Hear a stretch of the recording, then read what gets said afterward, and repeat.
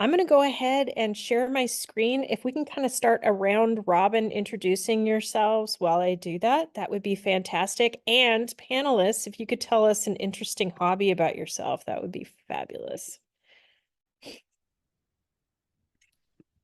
Sure. I'll start co-hosting with Kamala here. I'm Alex Maza, the marketing and sales operations person at Rattle, so kind of the glue guy between the marketing and sales team.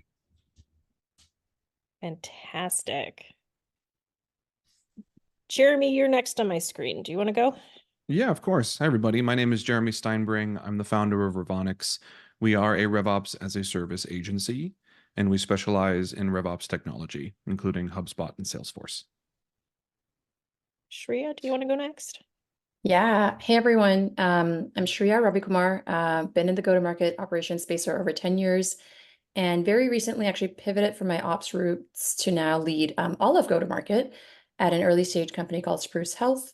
So really excited to be here. And I don't know if this is an established hobby yet, but I've recently taken to building a 500-piece puzzle. This will be my first. It's a work in progress. So yeah, we'll see if it develops into an actual hobby. Surprised you have made the time for it. Congratulations with those kiddos running around. Zach, why don't you go ahead and introduce yourself?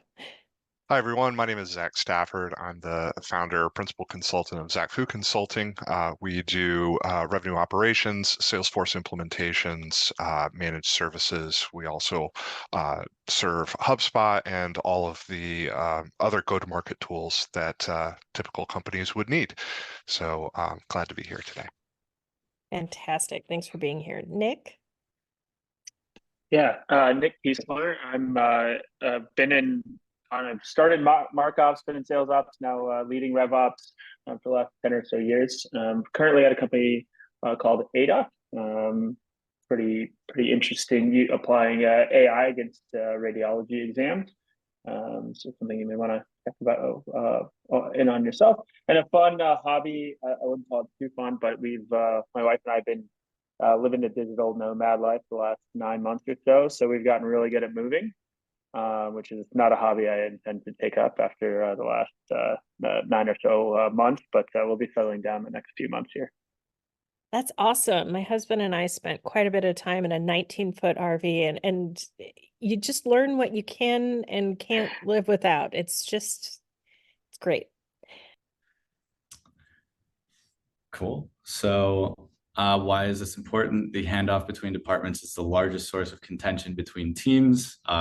It's a great way to either build sales and marketing alignment or destroy it. So having a smooth handoff is super crucial. That's why we're going to spend an hour talking about it today. All right. And then I've also seen a ton of success when revenue operations people, especially when they first come into a company, start analyzing this, because it is such an opportunity for efficiency gains, which means you're generating more revenue for the company and have a strong argument for more budget. I love that. All right, so let's get into it. This is definitely one of the points of contention between marketing and sales, and that is lead definitions. So I threw in a slide here, courtesy of Caliber Mind, just talking about all of the different lead sources that marketing deals with, and not all of them need to be seen by sales, but it is really beneficial for people who manage sales systems to understand what all marketing is dealing with in terms of systems orchestration, and why sometimes things look a little funky when they land in the CRM. So as somebody who's spent time in all three functional ops departments before RevOps was a thing, it is really easy to accidentally blow up the CRM and vice versa. And we'll get into that a little bit later, but I did just want to bring this up as something people really need to consider, because like I said, sales doesn't necessarily need to see all of these, but you need to know where this is all coming from. So let's talk a little bit about the lead definition. I think, Zach, let's maybe start with you, since you have been in sales and have an interesting perspective on what should and shouldn't be a lead?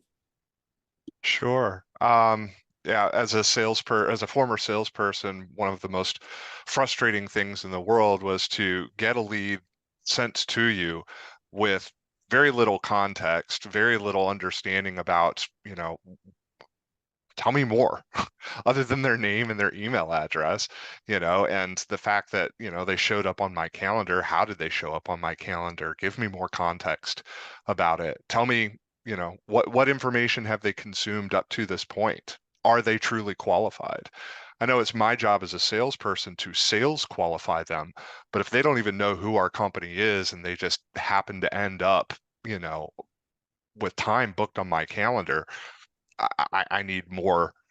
I need more than that as a salesperson. And so clearly defining what is qualified from a marketing perspective will help sales ease that transition, and it'll also help the customer on the front end. It's just like, why am I here? Why am I talking to somebody?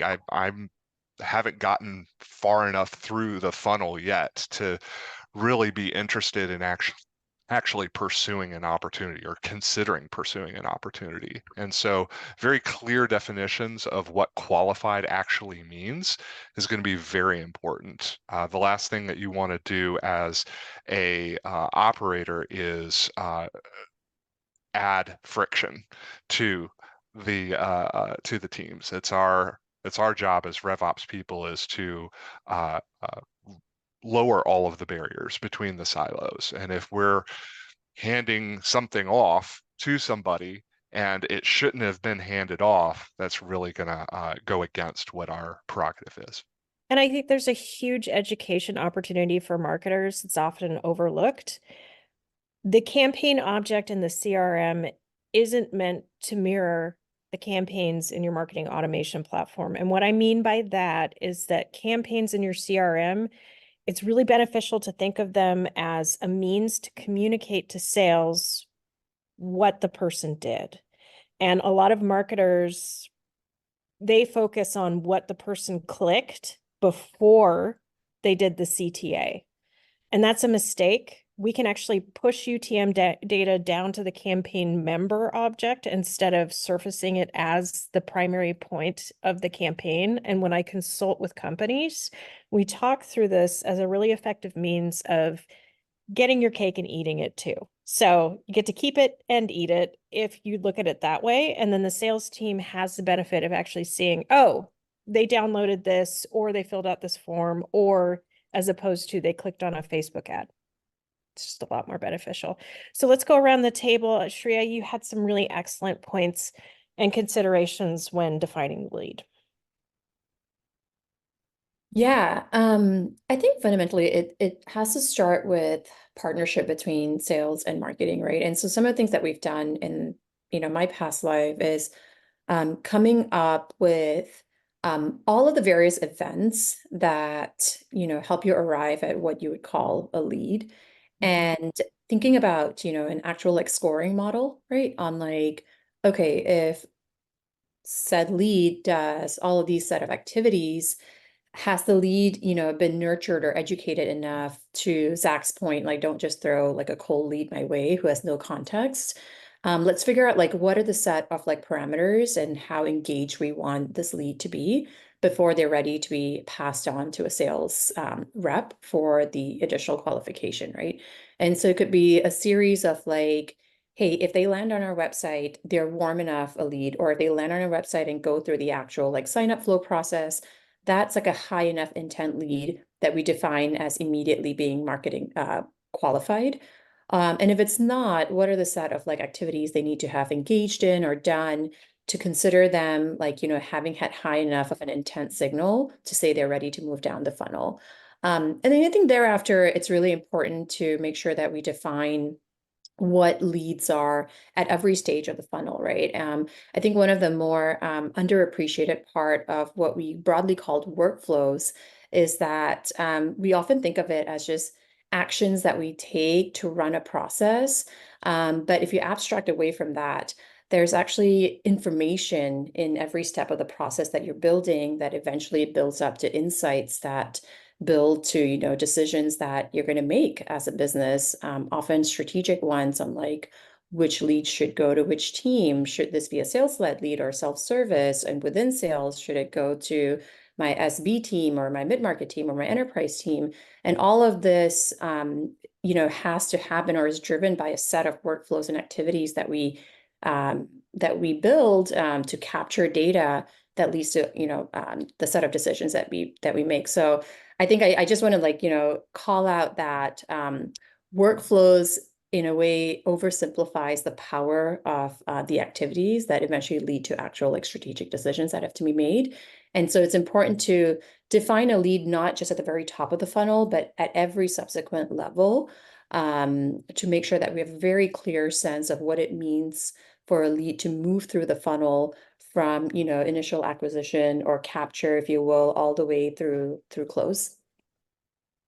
I would like to add that the key thing that I'm seeing is aligning everyone on this. I mean, we're obviously thinking about these definitions a whole lot, but communicating that to the people and, you know, to your sales leader saying, hey, when your team gets a lead from marketing, we're defining it as this. Your team should expect to have this amount of information from it, you know, and as a marketer or marketing ops, we're committing to providing this information to you so that you can take action on it, and we follow through on that. So in addition to defining it, is actually communicating those definitions to the various stakeholders as we're the product owner, and also and making sure that everybody is you know, rowing in the same direction and in alignment. And I think a really interesting counterpoint to Zach, your earlier point of sales has certain expectations. It's human nature to follow the path of least resistance. So sales is going to sell to the people who are most willing to sell. But if you look at a really simple ratio that's very powerful, LTV over CAC plus COGS, that will actually unveil people who shouldn't be sold to, who are easy to sell to and churn like crazy, or are so demanding that they completely suck up your resources and customer success. So I think it's really important, not just for marketing to observe what works for sales, but for sales to also observe what works for the company as a whole, and then trying to figure out how to work that not only into your lead routing, but also your targeting and then your compensation planning. Does anyone else have something to add before we move? COGS or cost of sales, cost of goods sold, not cost of sales. So CAC will cover that. So that's cost of marketing and sales. Cost of goods sold is the overhead that you accumulate while you're supporting the customer in addition to the cost of the actual product production. So think about your enterprise customers who are super excited to get your product and want 20 million customizations and suck all of the resources up out of your both development and customer success team. That's really expensive. And while they may look like ICP, they may not be. So it's really, really important to run that formula that way. That was a great question. I have, All right. I have One comment. two quick things Oh, to go add. ahead. Okay. I have two quick things to add. So for me, I go back to the problem. What's the problem everyone deals with? Marketing says, we generated 1,000 qualified leads. They give them to sales. What does sales say? These leads are absolute garbage. You haven't given us anything we can't click. Right. That's every time. That's They're both exactly what right. it is. They're And both listen, right. and I think the key point is it almost doesn't really matter what a lead is. Your definition, your company's definition, it's going to be different. It almost doesn't matter. What matters is both teams agree. That's the key. And almost every problem that I've seen, the friction between marketing and sales has to do more with that problem, the communication problem and being on the wrong page, than it is the actual definition itself. Because as we know, definitions change based on, you know, the product and what you're selling and the services, right? So I think it all has to tie back to that specific problem. And my second last point really quick was pushing data into your CRM. I think very often we segment our data across systems. As you know, everyone has 50 tools that integrate with the CRM. They integrate seamlessly, right? So I think taking more care to push the right information into the CRM and exposing what salespeople care about is something that's often missed. It's not the amount of data, but it's that 2 or 3 data points that like really make a difference to a sales conversation. And I think being on the same page about what that is and what truly moves the needle for a sales demo, and putting that data easily accessible, like on a lead or on a deal or on a company, you know, that's something that's often missed. Alex, you wanted to say something? Yeah, I just think a really great point on getting the alignment up front. Like a lot of companies fail to do that, and it ends up with sales being unhappy with the leads that are given. So, I mean, if there's a new initiative rolling out and it changes the definition of a lead, probably the most important meeting you could have would be to get sales and marketing aligned. And it Just should what- change. It I should want- change. For sure. All right, Shreya, you really brought this up. I wanted to surface this, and it's not just about defining the lead, though. It's about defining the entire funnel and the handoffs between inside sales, customer success. So really looking at the process and the things that need to happen at each point. So do you want to speak a little more to your points here? Yeah, I think the reason I like thinking about it through the funnel is that, again, stepping back, ultimately, a lot of times, like what I care about at my level, and if you think about the leaderships that are above me, around like revenue leaders, CEOs, etc.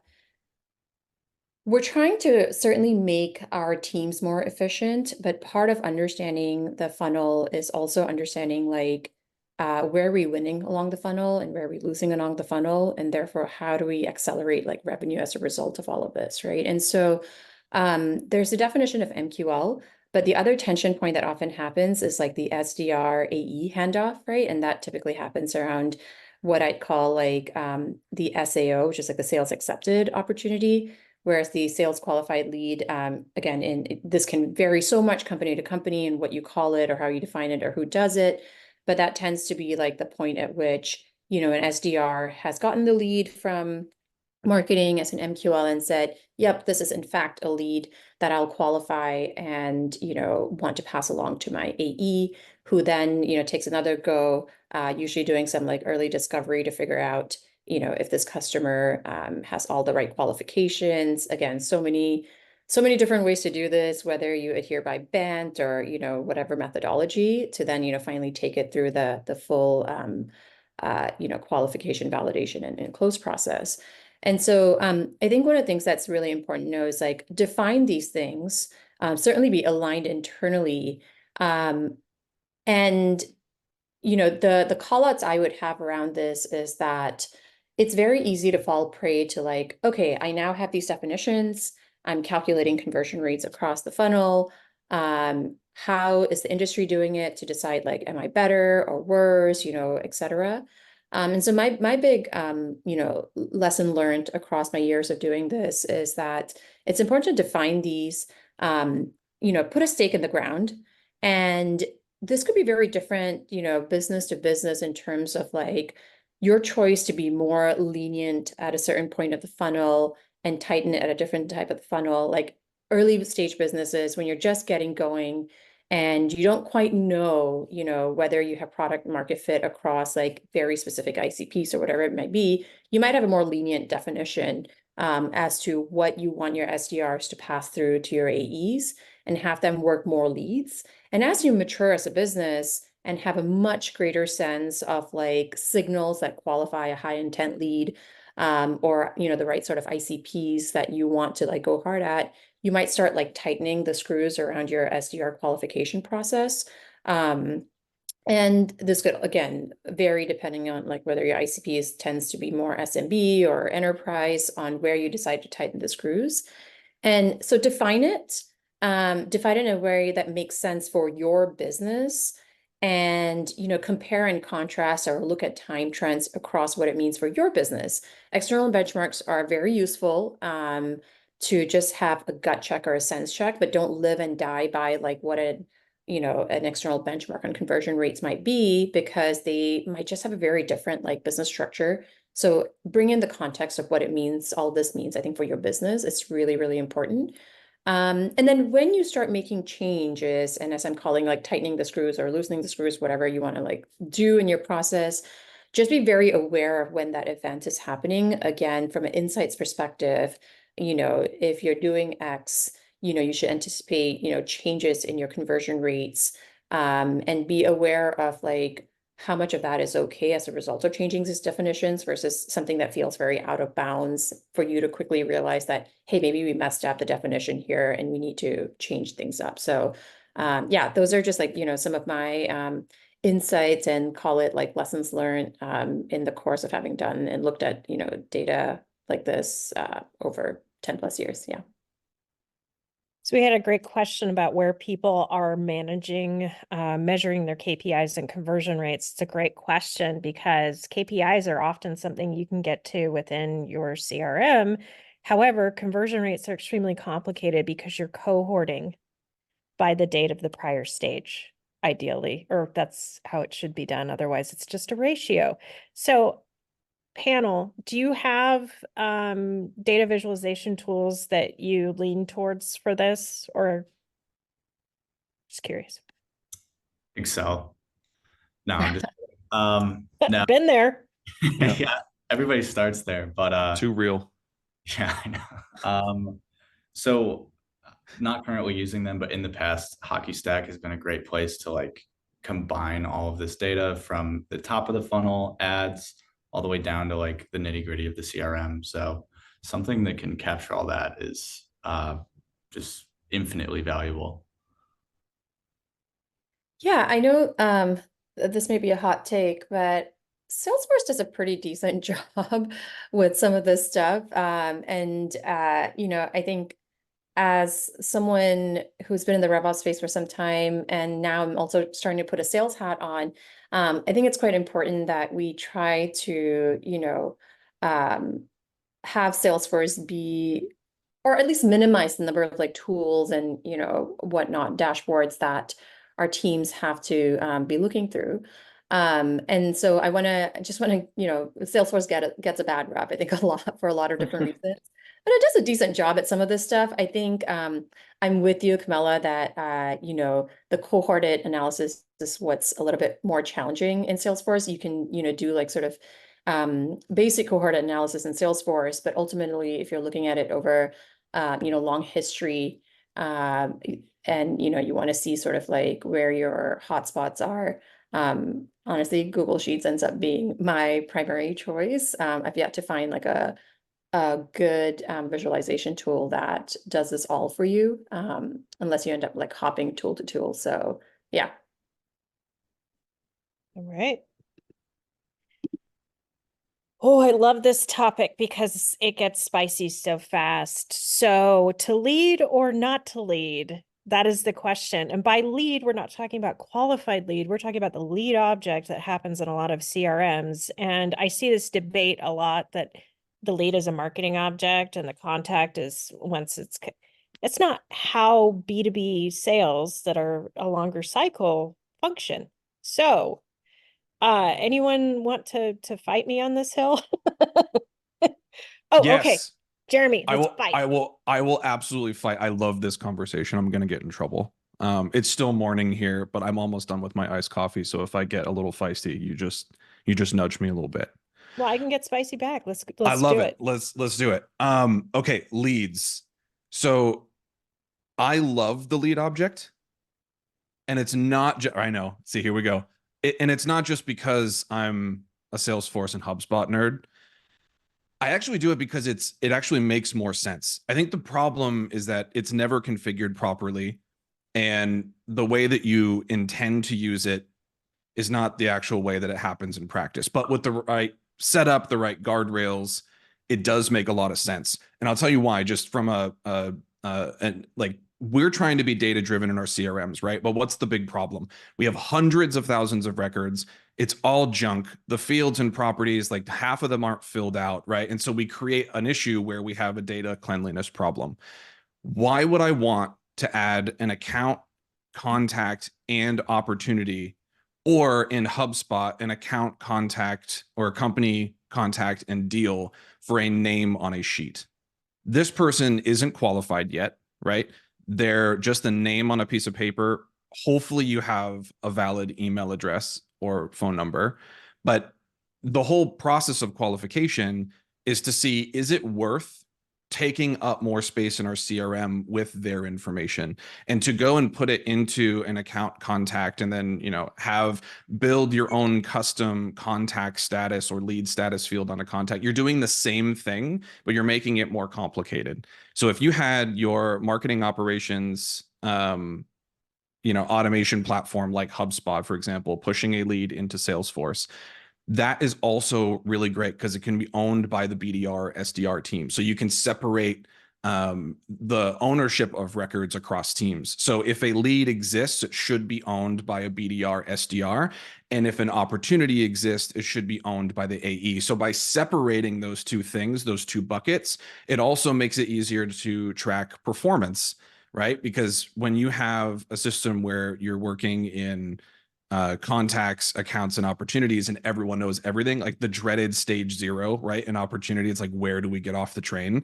There's no separation of the sales pipeline, and it convolutes everything. I think the only time I would recommend not using the lead object is if you already have, like, if it's more of an ABM strategy where you already have a list of, 600 companies that could potentially purchase from you.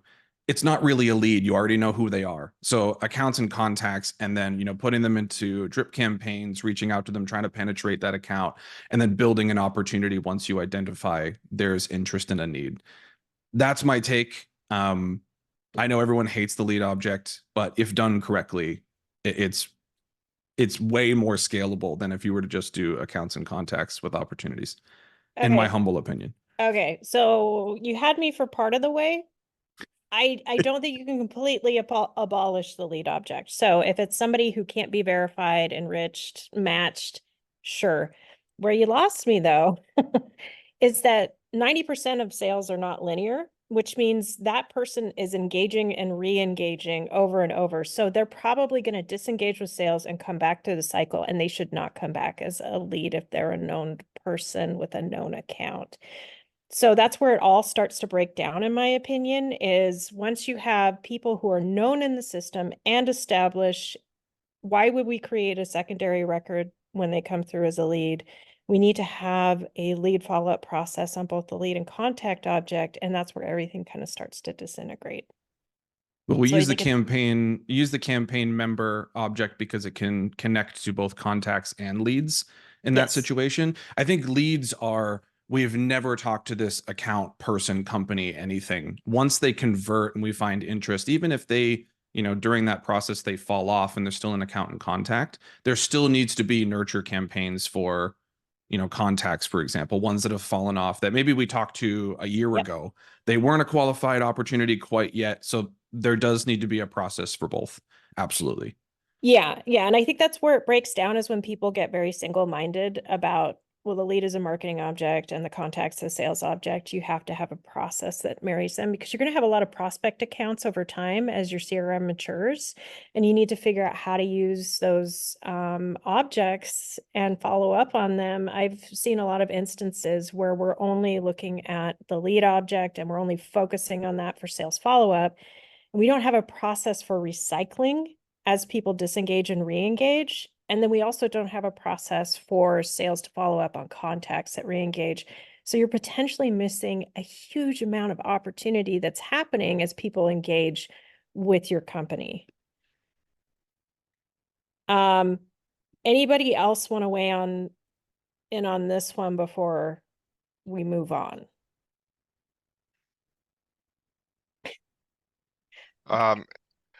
Without reigniting everything, I'm definitely with Jeremy. I believe that the lead object does have its place. Really, it goes back to the conversation that we just had, is qualification. The lead object in Salesforce exists for qualification purposes, and a contact, account, and opportunity should not be converted until something has been truly qualified and that there's an actual opportunity that can be pursued. So what happens when they lost the opportunity and then they engage a year later and want to buy your product? Then they have already qualified, they exist as a contact, and you create another opportunity from it. Yeah. Okay, so I think we're saying the same thing in different ways. Perhaps. So I agree that the lead object should exist for people who we don't know who they are and we don't have enough information. They haven't been qualified, in other words, by sales. See, and that's where we're messing, that's just where we're missing it too. So in qualification, when somebody re-engages, they have to be re-qualified, yes or no? We already know that they're a great Oh target. no, they have to be requalified. Absolutely. It's a See, different time frame. It's that's new. where saying lead is for qualification doesn't work for me. Well, it's for initial qualification. Once they've Sure. converted into a contact, you still have to qualify them. But the thing is that if everything becomes a contact in the CRM, it's very difficult to distinguish between somebody who has never been qualified versus somebody who has been qualified and needs to be requalified, or somebody who's a customer, et cetera. Those things need to be very clearly defined, and the existence of the lead object is the thing that already defines it. Okay. We're going to turn this into a different webinar and move on because we don't have time. Sure. 3-hour right. webinar 3 weeks from now. I know. Yeah. Fight me. I will hold that flag on that hill. Okay. So common system snafus. So there are a lot of ways that both the CRM administrator and the marketing administrator, both of you, everybody can blow up the systems and break them. So this is why I love RevOps, especially a RevOps that spans all the go-to-market functions. You get to talk about stuff like changing pick lists and potentially blowing up your marketing automation flow. So folks, stories here. Do you want to talk about any of this stuff? Should we move on? How are we feeling?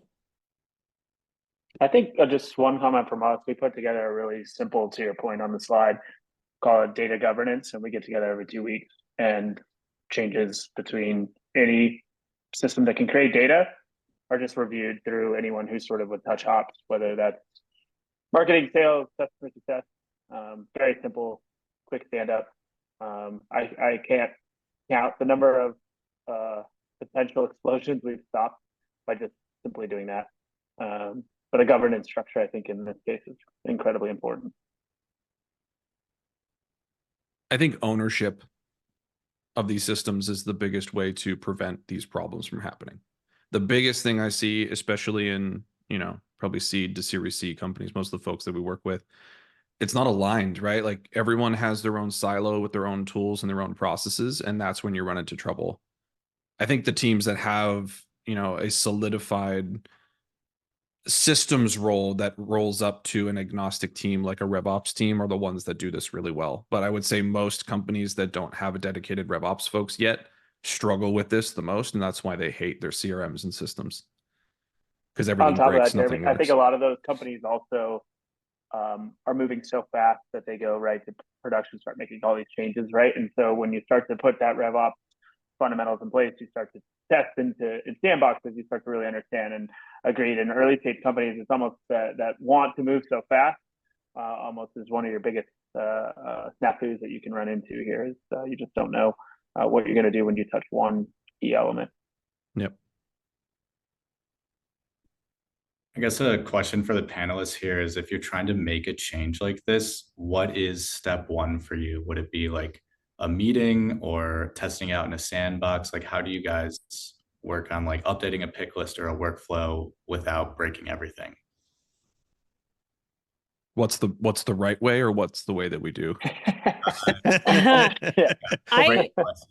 I always document the shared fields and how they're mapped. And if anybody's touching any of those fields, we need to at least send a short email, Slack, something to let them know that those are being updated so we can coordinate on, if it's a pick list value, how do we update it so it doesn't fail? Or if we can standardize the state fields, marketing should probably know about that. That's how I've managed it.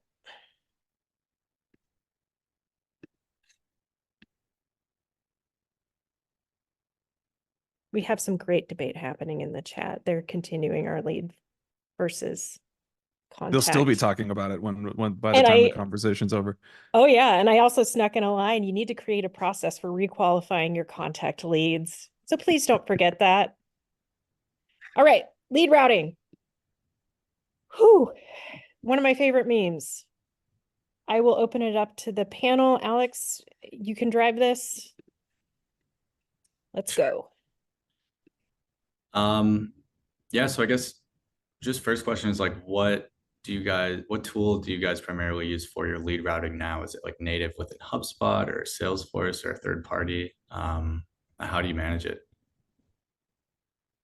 I can take that. So this is one of my pet peeves, is having 1,000 tools all kind of doing the same thing. We're way overcomplicating things. Most of us do not have 10,000 person companies. We don't work for that, right? So the 2 bullet points that I added on here were simplify your territories and use the right tool. I can't tell you how many times I've gone in and tried to help a company and they have a team of 7 salespeople and they have like 15 territories broken down by segment, by state. You're just making it too complicated for you. And the reason it's important with lead routing is because the more complicated your business logic is, the more complicated the lead routing becomes. And then you're forced to buy tools, where a HubSpot or a Salesforce, when we're talking about smaller teams, especially like, again, if you have a sales team of under 100 people, you should be able to get by with very, minimal SaaS connected to your CRM. Again, if you know how to do it, like with Flow Builder, you're able to build a lead routing tool. You can basically build it from scratch. You could do whatever you want, right? I think the only time where it starts to fall off is if you don't have the admin resources to be able to configure it for you, and say a VP of sales is meant to manage territories. Like, you can build apps within Salesforce to be able to do this, but if it's truly going to be managed by someone that's not technical, I would say, using a tool like someone put in their lean data. Like, if you want all the bells and whistles, I think lean data is a fantastic tool because it'll help you with the last bullet, which is lead to account matching, which I think is the big problem when you use the lead object. It's the one thing that I don't like about the lead object. But you already have the tools. Most of us already have the tools. We just need to deploy them in the right way. I mean, so that's my big takeaway with lead routing. For me, with lead routing, I mean, I'm typically going to be working with smaller companies, less than 100 employees, and to Jeremy's point, everything can be built in Flow. Your lead to account matching can be built in Flow. Your territory routing can be built in Flow. If you're using the lead object, you have queues, you have lead assignment rules that are in your Salesforce. I mean, using standard functionality until you can't. And again, simplifying as much as you possibly can so you can prolong the use of the standard functionality is going to be best, and it's going to best serve your teams. You're not going to have to have bloated budgets for something that's way overcomplicated, and you can, instead spend that budget on something that's a little bit more, impacting the bottom line.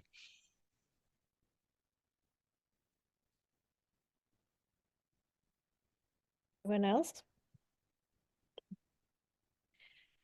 All right. So Shreya, I think you brought this up too, but +1, not all leads are going to be treated equally, and not all are going to be routed to your inside sales team. Some will go directly to sales in a lot of instances. Do you want to talk through that a little bit more? Yeah, I think a good example for me comes when we first initiated, the notion of like enterprise leads at one of the previous companies I worked at. And we knew that, we want, especially in the early days of like testing and understanding like how, these segments of customers work for us, we wanted to make sure that we got our AEs talking to them ASAP. Another flavor of this was, when we introduce, chat access for our leads, right? Hey, come on in, don't just go through our sign up flow, but you can actually just chat with us, which had its own sort of like qualifying questions. But the minute you go there and you identify a high intent lead, like don't waste time or add friction to the process by sticking an SDR into it. And we wanted to get them into the hands of AEs, right away, right? Get on their calendars right away. And so I think this all kind of like goes back to, definitions and spending a lot of time actually on the governance structures and what are your rules of engagement. Uh-oh, We lose her. I think so. All right. +1. This is all great. There are always going to be exceptions, and it is possible to build them in flows. I'm sure Jeremy and Zach would agree. Yes, we agree on Oh, yes. something. Yes. We agree on a lot of things, my friends. Yes. Yeah. We Yes, agree we on do. a lot of things. All right, so this is just a high-level workflow that is a precursor to actually building the flow itself. I will say that I've also implemented tools like Lean Data, Ringlead, Chili Piper. They're all great, but the things that have stayed in place years after I've left the company have always been flows. So food for thought. And then Shreya, when she comes back, also brought up a fantastic point that can add an additional curveball, which is PLG. Some of our PLG motions are sales assisted, and we can also use product-led signals to activate the sales team if we have like a freemium offer or something like that. So it's also yet another thing to consider, and also something that can be configured in flows. Anyone else want to talk about PLG for a moment?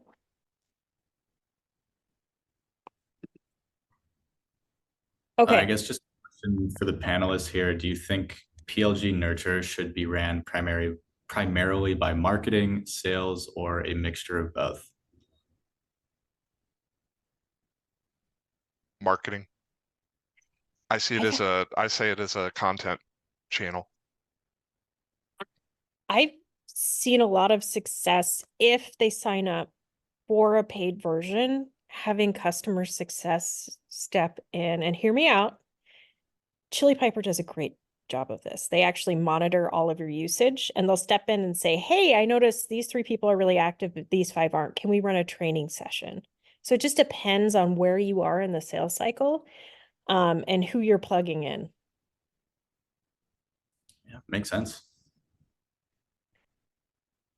All right, and just a reminder, measuring efficiency, we got to move through this really, really quickly. But looking at different points in the funnel to measure efficiency and then revisiting the process to make sure that like your inside sales team is aligned with your sales team truly is really critical. So we're going to talk about the sales to CS handoff, and I'm really excited about this because Jeremy, you have lived in this, so why don't you kick us off? Yeah. So before I did all the fancy RevOps stuff, I was just a humble CSM and implementation manager. So this is really, really important to me. And so I think when we think about RevOps in general too, CS ops and CS typically gets left behind. We're usually talking about marketing and sales. And then once they sign the dotted line, we throw them to the side. And what's interesting is I think the companies now that are succeeding, especially when people are buying less, the startups and tech companies that are surviving are the ones that do CS really, really well. They keep their customers, they create promoters, and they expand those relationships. And so for me, it's really important to build those onboarding and CS processes into your CRM. So we see a lot of tools like, like Churn Zero, used connected to the CRM, but they live completely separately. And I think some of the times, like with any integration, we have issues with sending data to and from the right place. And so usually when a CSM, gets a new account, they're excited. They're like, great, they just signed, they're here, they just got set up, with our product. And then they get hit with, sales told me that you were going to do XYZ, or there's a problem that's meant to be resolved and that communication didn't happen. And the CSM sitting there going, man, I wish I would have known, you kind of put me in a rough position. And so I think the more that you can align the sales to CS handoff in your CRM, the better that you can measure your time to value, the notes, the information that happened during the sales process, and even honestly during the marketing process, right? Like if you have that easily accessible to your CS team, that's just more information and more ammunition to make a wow moment. I think to all of the experiences that I've had, even like being on a cruise ship, for example, I'll give you just a quick story because this is kind of a side. When I was a kid, I went on Disney cruise. It's awesome. If anyone's been on a Disney cruise, especially as a kid, it's fantastic. So the first night we go in and we order drinks, right? And we have the same server every single night. The next night, when we went into a completely different restaurant, completely different server, our drinks are waiting for us. Same ones that we ordered. They're sitting there, they have our little name on the seat, and you're like, wow, like you didn't, all you had was information from before, but that can kind of create that wow experience. So we're doing the same thing with CS. If we can just give them the right information and put it in a place where it's accessible to them, and I think the easiest way to do that is by bringing those teams into your CRM. So a more tactical example is building, for example, like a custom onboarding or project object. And then once an opportunity, at least a new business opportunity, moves to closed won, it triggers the creation of that project or onboarding object, putting relevant information from the account contact and opportunity into it. And I also think something that works really, really well is during the sales process, if the salesperson can identify who they'll be working with when they close, is also one of those magic moments where you're like, hey, and just so you know, as we're finishing up, the presenting our proposal and trying to work through this, we're really excited to introduce you to John, who is going to be your CSM manager going forward. It's like you already have a plan for them. You're creating that white glove experience. And really all you're doing is just tweaking your systems a little bit, having everybody be in one place and surfacing the right data. So, I mean, those are my biggest takeaways when I think about sales to CS. Again, similar to marketing to sales, you have the same friction points where sales sold this and said it was going to do this. And then, the CSM or onboarding person is left holding the check trying to implement. So I think the better that those teams can communicate, the better experience that you can provide for customers. Honestly, the better they are at renewing, the faster they get to time to value and start seeing benefit from making that buying decision.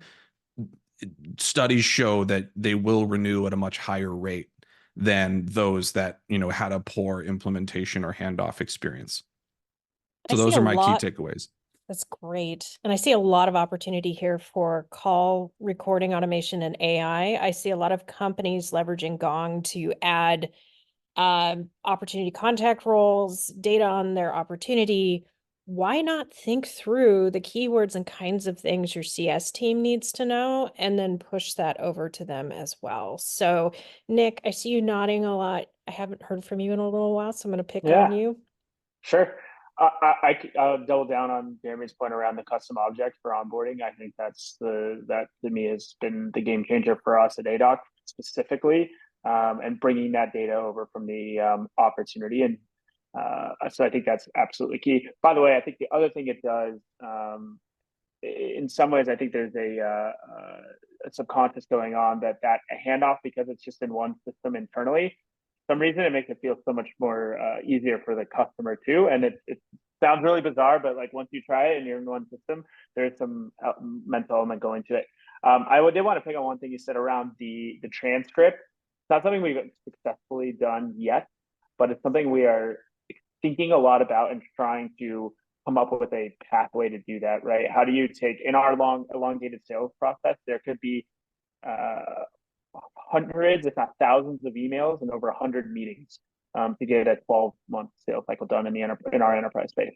So how do you consolidate all of that down to something that's consumable? That's the other thing that I think that's really hard in handoffs and enterprise is you don't want to overload the CS person. How much do they have to read? So we're trying to tweak right now with different ways to do that. Ultimately, I think it's going to come back to feeding, a chat GPT like tool with all of our transcripts and sort of testing what are the right prompts to get it to a summary that's useful. Last thing I'll comment on too is, especially in the enterprise space, excuse me, there may be handoff to multiple teams, and we think a lot about this. So we have an implementation who's a technical account manager. We have a CS person who handles more of the relationship. We have a AI ops team that's doing more management of the actual software and tweaking in the background. So as we think about those, we're also trying to extract using the right prompt, the pertinent information for each one of those as well. But yeah, looking forward to taking those transcripts and figuring out how those transcripts can actually lead to the right insights, especially in the customer's words. I think that's a huge piece of the transcripts that I believe in. If we can replay in their words back to them, now back to the Disney story, that's the power. Yeah, and to your point, I think some of this, unfortunately, is a little bit manual right now. So I know a lot of marketing organizations that are feeding things through tools like ChatGPT to get a summary of key pain points, competitors. It's worth doing. Absolutely worth doing. I will say that, like we talked about in the beginning, defining ICP, consistently sticking to it throughout the entire process, and it feeds to here too. So making sure that the teams are aligned on what a good customer is, and then aligning your compensation plan with that, and putting some, just trust me, it's something we need to think about.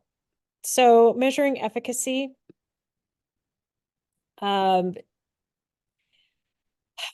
just want to say something really quickly about surveys. So often we're asking how a person did, and people don't have the opportunity to talk about how the product is doing, and they don't want to penalize what the person's doing. Think through that, please. Other people on the panel, we're getting close to time. I do want to say really quickly before we go to other folks, please take the survey, tell us how we can improve, and whether or not you want to see our lead versus contact debate IRL. All right. Other people on the panel, how do you measure efficacy? I think, Oh, go ahead. what I would on the previous slide, I had sales communicate to CS some important questions, such as, can you provide a summary of your understanding of the business case? What was the customer's definition of success? What were they wanting? And then part of the implementation and onboarding process is clearly defining what are the goals? Like, what do you want to accomplish by the end of our time together? Let's say that it's a 1 month or 3 month implementation time. Like, what would you like to see happen by this time? What would you like to see by the end of your contract happen? Now, that's getting into the account management process, but clearly defining goals up front that the customer themselves have defined. I think that's going to be, or has stated, I think that's going to be really key in, understanding what is true customer success. Hence the name customer success.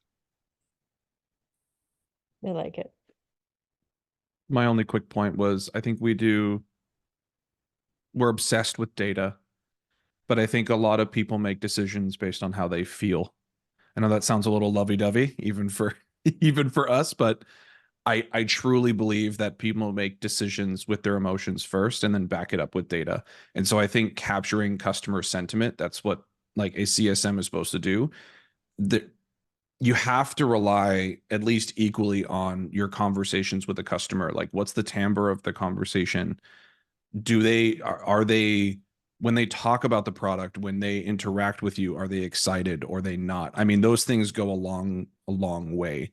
And I think a lot of times we're so focused on how many, like the usage data from the product, how many times did they log in? Was it 3 weeks ago? Was it 2 weeks ago? Like that, sure, can give us a little bit, but backed up with the sentiment on, ongoing calls with the customer and concerns that they bring up, that relationship that you're building with the customer, honestly, is just, I think it's often missed, especially on the RevOps side, because we're so focused on what can we automate, what can we pull down with AI. It's artificial is in the word, so, there's only so much you can automate. I'm going to go back to the data. Research proves you are correct. It's not lovey-dovey at all. People are emotional thinkers. It's just, no matter how rational we think we are. Yep. We are about at time. We can continue this conversation though in the community. We're all happy to do that. And please let us know how we did. Let us know what we can do differently and what you want to hear more about. Thank you, panelists, sincerely so much for showing up and bringing your A game. Really appreciate it. And thank you to Rattle for sponsoring this. And we will see you in San Diego.